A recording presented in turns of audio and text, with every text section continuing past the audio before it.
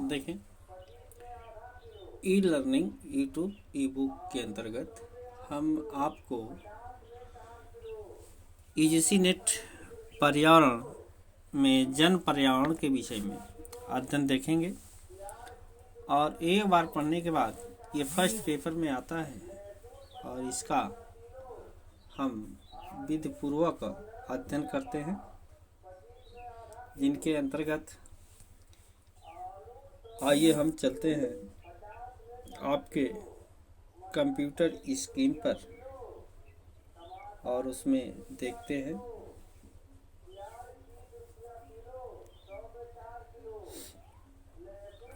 ये देखिए, यूट्यूब अतीत माध्यमिक शिक्षा एजुकेशन के अंतर्गत यूजीसी नेट एग्जामिनेशन सामान्य ज्ञान पर्यावरण चैप्टर से है और इसमें हम देखते हैं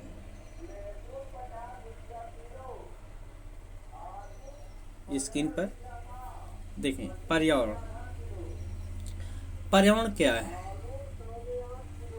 पर्यावरण जैव, सजीव और अजैविक घटकों और किसी जीव के आसपास के व्यवहार, प्रभाव और घटनाओं का कुल योग होता है। अर्थात हम कह सकते हैं कि पर्यावरण के अंतर्गत पर्यावरण से अभिप्राय उन परिस्थितियों से जो किसी भी जीव और विभिन्न किसी भी जीव का प्रभाव डालती है और जीव को उनकी परिस्थितिक क्रिया भी होती है। ये परिस्थितियाँ भौतिक, सामाजिक अथवा सांस्कृतिक हो सकती हैं और जीव की बृहद निकास, विकास, स्वभाव, जीवन आदि को प्रभावित करती है। इनके घटक में पर्यावरण के तत्व में देखा गया घटक, कारक, भंग। पर्यावरण के तत्व में 3 तत्व माने गए हैं, जिनके अंतर्गत ये पर्यावरण के तत्व में जैविक घटक मुख्य लिया जाता है, जिसमें जीव, जंतु और पौधे, मानव, सूक्ष्म जीव आदि आते हैं। भौतिक घटक के अंतर्गत आने वाले आपके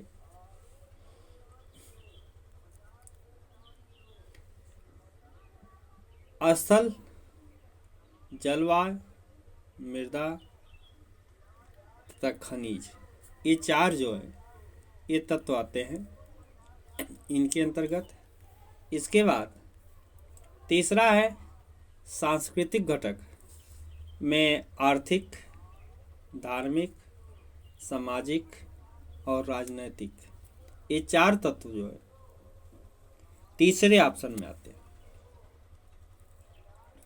अब इन्हीं के अंतर्गत हम देखते हैं एक एक का विवरण। जैसे भौतिक में देखा जाए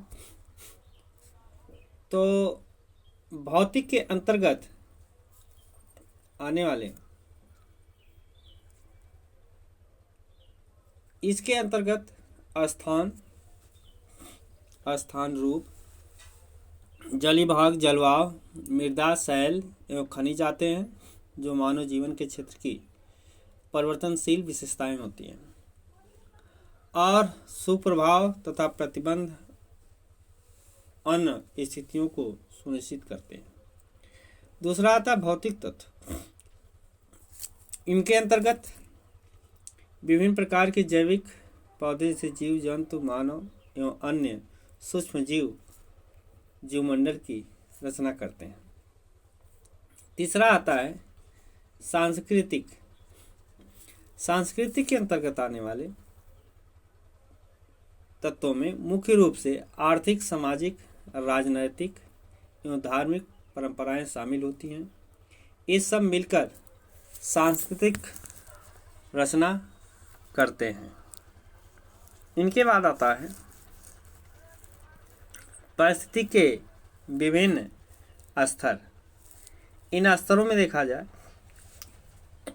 तो प्रजातियां ऐसे जीव समान जीवों का समूह होता है जो अंतः प्रजनन में सक्षम है तथा संतति बच्चे पैदा करते हैं, जैसे शेर, चीता, कमल, मानव, चूहा आदि विभिन्न होते हैं।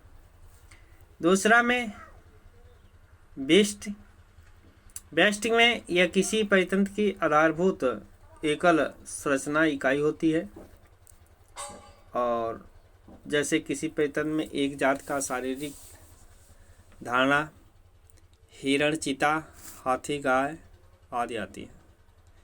दूसरा समष्टि आता है और इस समष्टि में आपका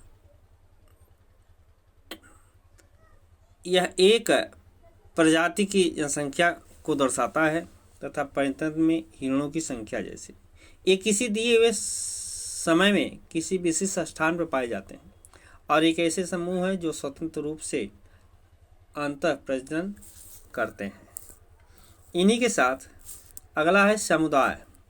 समुदाय में वह किसी दिए हुए परितंत्र में सभी प्रकार की जनसंख्या को बताता है तथा एक परितंत्र की पादप कीड़े मकोड़े आदि बड़े जानवर होते हैं। इनके बाद आता है परितंत्र। परितंत्र में देखा गया दिए गए क्षेत्र में जैविक और अजैविक भौतिक जैविक घटकों के अंतःक्रिया से बना तंत्र है। व्योम यह किसी बड़े क्षेत्र उपमहाद्वीपीय के परितंत्र से बनता है। यह एक ऐसी जलवायु और वनस्पति को धारण करने वाला खास क्षेत्र होता है। इकोटोन यह दो बायोम या परितंत्र के मध्य का संक्रमण है। अतिव्यापन का क्षेत्र होता है जिसमें दोनों व्योमों या परितंत्र के जंतु तथा पादप पाए जाते हैं। इकोटोन में जीवों की भारी प्रजातियां विविध पाई जाती है। उदाहरण के लिए आर्द्रभूमियां, ज्वारमुख, मैंग्रोव आदि। इकोटोन की विशेषताएं हैं। इनकी निम्नलिखित विशेषताएं हैं। इस विशेषताओं में ये पौधे अत्यधिक सक्रिय हो सकते हैं। ये अत्यधिक परितंत्रों का संक्रमण स्थल होता है तथा यह तनाव का क्षेत्र भी होता है। इसमें कुछ ऐसे जीव पाए जाते हैं जो इसके दोनों आयतन परितंत्र से मिले होते हैं, भिन्न होते हैं। इनमें एक किसी निकटवर्ती परितंत्रों से सम्मिलित गुण पाए जाते हैं। तीसरा स्टेप पेज पर आता है कोर प्रभाव, एडिक इफेक्टी। जहाँ दो परितंत्र आपस में मिलते हैं वहाँ विशाल विविधता पाई जाती है। कभी कभी इकोटोन में कुछ प्रजातियों की संख्या और जनसंख्या घनत्व तथा अन्य सुविधाओं की अपेक्षा बहुत अधिक होता है। इस कोर प्रभाव कहते हैं। पारिस्थितिक निकेतन का तात्पर्य किसी प्रजाति के समस्त क्रियाकलापों और संबंधों के उस योग से है जिसके द्वारा यह प्रजाति अपनी उत्तरजीविता तथा जनन के लिए अपने पर्यावास के संसाधनों का उपयोग करते हैं। यह एक ऐसा सूक्ष्म निवास होता है जिसमें एक ही प्रकार की जातियां निवास करती हैं। किसी प्रजाति का निकेतन अद्वितीय होता है। यह दो प्रजातियों का निकेतन समान है तो इनमें एक दूसरे के साथ उस समय तक स्पर्धा होती है जब तक एक प्रजाति विस्थापित नहीं हो जाती है। तीसरा कीस्टोन प्रजाति। यह प्रजाति अथवा प्रजातियों का समूह जिसका समुदाय परिस्थिति तंत्र पर प्रभाव मात्र इनकी अत्यधिक संख्या के कारण ही नहीं बल्कि आशा से कभी अधिक इनके कार्यों में अभिव्यक्ति होता है, उसे ही स्टोन प्रजाति कहा जाता है। अगला स्टेप आता है।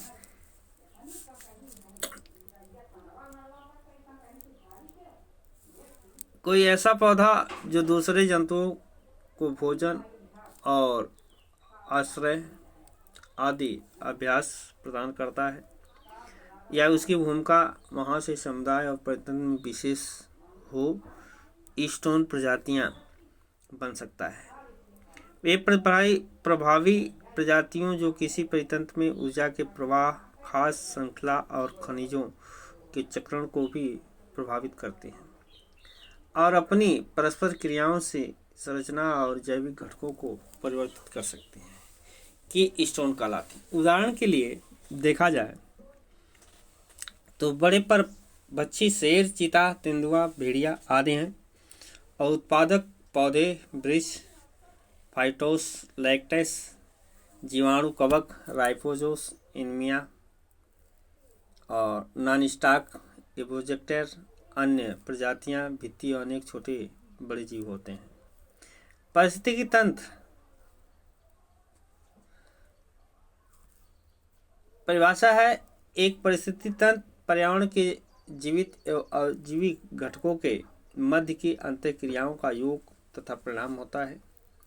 परितंत्र की विशेषताएं, इसकी रचना 3 मूलभूत घटकों से मिलकर होती है, जिसमें ऊर्जा, जीव और भौतिक घटक माने जाते हैं। परितंत्रों में ऊर्जा का मुख्य स्रोत सूर्य है। परितंत्र में ऊर्जा का प्रवाह एक अद्वितीय होता है। परितंत्र में पदार्थों का गमन भू-जैव रासायनिक चक्र के माध्यम से एक चक्रीय रूप में संपादित होता है। परितंत्र की किसी उत्पादकता होती है। परितंत्र का प्रभाव सभी प्रजातियों पर प्रत्यक्ष व अप्रत्यक्ष रूप से बढ़ता है। परितंत्र गतिशील होता है। परितंत्र स्वयं मूर्त और स्वनियंत्रित प्रणाली पर आधारित होता है। परितंत्र की उत्पादकता उसमें ऊर्जा की सुलभता पर निर्भर करती है। परितंत्र एक खुला तंत्र है जिसमें पदार्थों तथा ऊर्जा का सतत निवेश बहिर्गम होता है। परितंत्र के घटक में देखा गया जैविक घटक, उत्पादक है, उपभोक्ता है, अपघटक है। ये 3 घटक होते हैं और जैविक घटक के अंतर्गत उपभोक्ता में देखा गया तो प्राथमिक उपभोक्ता, द्वितीय उपभोक्ता और तृतीय उपभोक्ता है। जबकि जैविक घटक है अगला घटक इसमें कार्बनिक पदार्थ, प्रोटीन, कार्बोहाइड्रेट, यूरिया होता है। अकार्बनिक पदार्थ जल, लवण और गैस होता है। जबकि भौतिक घटक पदार्थ में प्रकाश होता है, ताप होता है, हवा होती है, विद्युत होता है, वर्षा आर्द्रता होता है, स्थलीय होता है आदि, ये सारे तत्व आते हैं।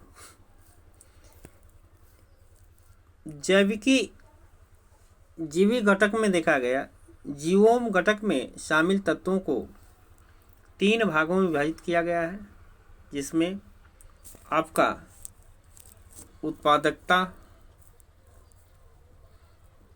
और जीवी घटक, उत्पादक, अपघटककर्ता आदि होता है। अब इसमें एक एक से देखा जाए। उत्पादक में प्राथमिक उत्पादक ये स्वयंपोषी होते हैं। इनके अंतर्गत हरे पेड़ पौधे, कुछ खास जीवाणु जो स्वयं भोजन बनाते हैं, शैवाल, पादप, लवक, गहरे समुद्री जल में आदि शामिल हैं जो स्वयं अपना भोजन बना लेते हैं। प्राथमिक उपभोक्ता कहलाते हैं अर्थात उत्पादक होते हैं। उपभोक्ता द्वितीय ये उपभोक्ता जो अपना भोजन स्वयं नहीं बनाते हैं, भोजन के लिए अन्य जीवों पर निर्भर रहते हैं। मुख्य 3 भागों में बांटा गया इनको। प्राथमिक उपभोक्ता ये शाकाहारी होते हैं, भोजन के लिए उत्पादकों पर निर्भर करते हैं। इनके अंतर्गत गाय, बकरी, हिरण, खरगोश, टिड्डा, ऊंट आदि शामिल है। द्वितीय उपभोक्ता में ये अपना भोजन प्राथमिक उपभोक्ताओं से प्राप्त करते हैं तथा अपना शाकाहारी को भोजन के रूप में खाते हैं तथा मांसाहारी होते हैं। इसमें बिल्ली, भेड़, सियार, गीदड़, चिड़िया, आदि, चूहा, कुत्ता आदि होते हैं। तृतीय उपभोक्ता वे मांसाहारी जीव खाते हैं जो प्राथमिक और द्वितीय उपभोक्ताओं दोनों को भक्षण करते हैं। इनमें शेर है, बाघ है, चीता है, शार्क है, तेंदुआ है, ऐसे जीव जो आते हैं जो द्वितीय उपभोक्ता कहलाते हैं। अपघटक, इसमें बैक्टीरियम एवं कवक को शामिल किया जाता है। ये उत्पादक उपभोक्ताओं को मूल शरीर को नष्ट कर अपने पृथ्वी पर सफाई का काम करते हैं, जिसे मेस्तर भी कहा जाता है। इनके बाद आता है प्रमुख अजीवी घटक में प्रकाश संश्लेषण के लिए आवश्यक होता है, जो जीवों के प्रकाश ऊर्जा का अंतिम स्रोत माना जाता है। वर्षा, यह जल वितरण वनस्पतियों को उगने आदि के लिए आवश्यक है। तापमान, अनेक जीव अपने क्रियाशील 30 फ़ारेनहाइट से लेकर 185 फ़ारेनहाइट कर सकते हैं। तापमान में परिवर्तन सीमाकारी कारक के रूप में किया जाता है, में कार्य भी करते हैं। गैस, स्थलीय और जलीय दोनों प्रकार के जीवों के वायुमंडलीय गैसों की आवश्यकता होती है। ऊंचाई, विभिन्न ऊंचाइयों पर जलवायु, वर्षा व तापमान में भिन्नताएं पाई जाती हैं, जो कि वनस्पति और जीवों को उपस्थिति को निर्धारित करती हैं। अक्षांश में परिवर्तन तापमान, वर्षा एवं जल में परिवर्तन लाता है, अतः परितंत्र के लिए यह भी महत्वपूर्ण कारक है। असल कृतियाँ, अलग अलग प्रकार के असल रूपों में पर्वत, घाटी, वृक्ष, चट्टानें आदि विभिन्न प्रकार से परितंत्र को प्रभावित करते हैं। परितंत्र के प्रकार। पारिस्थितिक तंत्र में परितंत्र को मुख्यतः दो भागों में बांटा गया है, प्राकृतिक परितंत्र और मानव निर्मित परितंत्र। तो प्राकृतिक परितंत्र, आइए हम देखते हैं। इस परितंत्र में प्राकृतिक परितंत्र और मानव निर्मित परितंत्र। प्राकृतिक परितंत्र का वर्णन करते हैं। इसमें स्थलीय परितंत्र और जलीय परितंत्र, दो परितंत्र माना गया। स्थलीय परितंत्र में वन है, घास के मैदान है, मरुस्थल है, टुंड्रा प्रदेश है, ये चार आते हैं स्थलीय परितंत्र में। जबकि जलीय परितंत्र में आने वाले लवणीय जलीय, समुद्रीय और संक्रमण प्रकार है। ये तीन जो है प्रकरण इसमें आते हैं। इनके बाद आपका अगला है स्थलीय परितंत्र के भाग में हम विधिपूर्वक पढ़ते हैं। वन परिस्थिति तंत्र के लिए तापमान, आर्द्रता एवं मृदा अनिवार्य तत्व माने जाते हैं। वनों के प्रकार। वन के प्रकार में देखा गया उष्णकटिबंधीय वन, शीतोष्णकटिबंधीय वन, शंकुधारी या टैगा वन, ये तीन नामों से जाना जाता है। जिसमें आपका उष्णकटिबंधीय वन में देखा गया है सदाबहार, पर्णपाती या मानसून उष्णकटिबंधीय में, शीतोष्णकटिबंधीय में सदाबहार, पर्णपाती, भूमध्य आता है, भूमध्य सागरी, और शंकुधारी टैगा वन अलग है। अब आइए हम देखते हैं वन परितंत्र में उष्णकटिबंधीय के विषय में। उष्णकटिबंधीय वनों को दो भागों में विभाजित किया जाता है। पहला उष्णकटिबंधीय सदाबहार वन, उष्णकटिबंधीय पर्णपाती मानसून। उष्णकटिबंधीय थीम सदाबहार वन में धरती का फेफड़ा कहा जाता है। इनकी विशेषताएं हैं, ये मुख्यतः भूमध्य रेखा के उत्तरी और दक्षिणी में 28 अंशांश तक विस्तृत है। साल भर वर्षा यहाँ होती है। साल भर समान जलवायु बना रहता है। तापमान, आर्द्रता बहुत ही अधिक होता है। वर्षा साल भर होती है और औसत वार्षिक वर्षा 2000 सेंटीमीटर से अधिक भी होती है। यहाँ लैटराइट प्रकार की मिट्टियाँ भी इस प्रदेश में पाई जाती हैं। वनस्पति की विशेषताएं यहाँ की हैं। यहाँ ऊंचे वृक्षों की अधिकता होती है। वृक्षों की ऊंचाई 30 से 40 मीटर तक होती है। वृक्षों के ऊपरी भाग में शाखाएं निकलकर वितान बनाती हैं। वृक्षों की पत्तियां चिकनी, मोटी व सदाबहार होती हैं, हरी भरी। वितान के कारण प्रकाश जमीन तक नहीं पहुंच पाता है, अतः धरातल पर वनस्पतियां बहुत ही कम मात्रा में होती हैं। यहाँ अधिपादप और कठलताओं की प्रधानता होती है। वृक्षों में मुख्य रूप से महोगनी है, आबूबूस है, रोजवुड है आदि कठोर लकड़ी वाले वृक्ष पाए जाते हैं। यहाँ अधिकतर वृक्षों पर रहने वाले जानवर विशालकाय जानवर निवास करते हैं, जैसे हाथी, बंदर, गैंडा, सुअर, शेर आदि आते हैं। वितरण: इन वनों का विस्तार अमेजन नदी, दक्षिणी America basin, Congo basin, Africa का गिनी तट, अंडमान निकोबार द्वीप समूह, जावा, सुमात्रा, उत्तरी पूर्वी ऑस्ट्रेलिया, दक्षिणी पूर्व एशिया, दक्षिण मध्य अमेरिका आदि क्षेत्र आते हैं। नोट: ब्राज़ील में इन वनों की सेलावस कहा जाता है। क्वेश्चन आता है सेलावस वन कहाँ पाया जाता है, तो ब्राज़ील में इस वन को अधिक मात्रा में पाया जाता है। उष्णकटिबंधीय पर्णपाती वन अर्थात मानसूनी वन में देखा जाए, इनकी भौतिक विशेषताएं हैं। यहाँ पर एक अस्पष्ट नमी और शुष्कता का समय ऋतुएं होती हैं। वर्षा यहाँ 100 से 200 सेंटीमीटर वार्षिक होती हैं।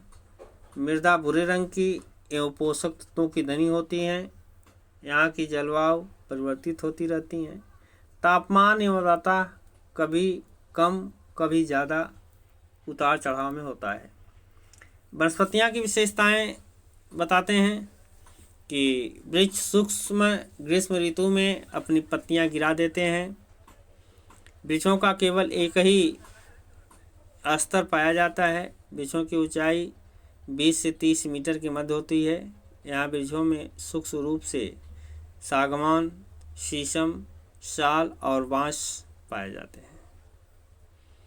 विस्तार में देखा जाए तो इन वनों का विस्तार दक्षिणी पूर्व एशिया, भारत, इजराइल, पश्चिमी अफ्रीका, दक्षिणी मध्य अमेरिका, उत्तरी ऑस्ट्रेलिया और प्रशांतीय क्षेत्रों में अधिक पाया जाता है। दूसरा आता है शीतोष्ण कटिबंधीय या मध्य अक्षांशीय वन। इनकी विशेषताएं 3 भागों में विभाजित किया गया है: मध्य अक्षांशीय सदाबहार, मध्य अक्षांशीय पर्णपाती, भूमध्य सागरीय वन।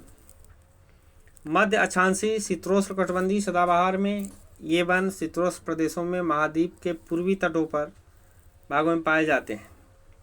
इन वनों में चौड़ी पत्ती वाले वृक्ष जैसे लारेस, मैग्नेशिया, ये बार बार पूछा जाता है क्वेश्चनों में। ये दोनों क्वेश्चन जो है बार बार पूछे जाते हैं। तो लारेस, मैग्नेशिया, यूकेलिप्टिस और आदि पाए जाते हैं। इन वनों का विस्तार दक्षिणी चीन, जापान, दक्षिणी ब्राज़ील, दक्षिणी पूर्व संयुक्त राज्य अमेरिका आदि क्षेत्रों में प्रमुखता रूप से पाई जाती है। मध्य अक्षांश में पर्णपाती वन होते हैं। इन वनों में मृदा शीत ऋतु में अपनी पत्तियां गिराते हैं। इन प्रदेशों में ग्रीष्म ऋतु लंबी व शीत ऋतु छोटी होती है। यहाँ व्यापक वर्षा होती है। इन वनों में पाए जाने वाले क्षेत्रों में चौड़ी पत्ती वाले वृक्षों की अधिक मुख्य वृक्ष लॉरेंस, मैग्नोलिया, वालनट, मैथाल, चेस्टनट और एश, बीच ब बबूल, हिस्टोनी, पॉपुलर एवं साइकाछोर वृक्ष प्रमुख हैं। यहाँ पाटजाल प्रकार की मिट्टी पाई जाती है। इन वनों का विस्तार उत्तरी अमेरिका, दक्षिणी चिली एवं शीतल जलवायु वाले प्रदेशों में पाई जाती है। अगला है भूमध्य सागरीय वन। भूमध्य सागरीय वनों में देखा गया है मध्य अक्षांशों में महाद्वीपों के पश्चिमी भाग में वन पाए जाते हैं तथा यहाँ ग्रीष्म ऋतु में गर्म, शुष्क तथा शीत ठंडी व अधिक होती हैं। यहाँ वर्षा शीत ऋतु में होती हैं। यहाँ के प्रमुख वृक्ष कार्क, जैतून, पाइन तथा रसदार फलों के वृक्ष जैसे अंगूर, नींबू, नारंगी, अनार और नाशपाती आदि पाए जाते हैं तथा इस परितंत्र को चौपरत्न भी कहा जाता है। शंकुधारी वन या टैंगा वन, इन वनों के क्षेत्र में कोणाधारी होते हुए पत्तियां नुकीली और पतली होती हैं ताकि बर्फ न जम सके और वाष्पोत्सर्जन भी कम होता है। इन वनों की लकड़ियां मुलायम होती हैं। वृक्षों में मुख्य रूप से चीड़, देवदार, स्प्रूस आदि पाए जाते हैं। यहाँ अम्लीय वर्षा, पाटजाल मिट्टी पाई जाती है। इन वनों का विस्तार आर्कटिक 66.5 के चारों ओर एशिया, यूरोप एवं उत्तरी अमेरिका महाद्वीप में होती हैं। इसके अलावा ऊंचे पर्वतों पर भी ये पाए जाते हैं। शंकुधारी वनों का विस्तार सभी वन क्षेत्रों में सर्वाधिक है, जबकि इनकी जैव विविधता और उत्पादकता अलग अलग परितंत्रों में की जाती है।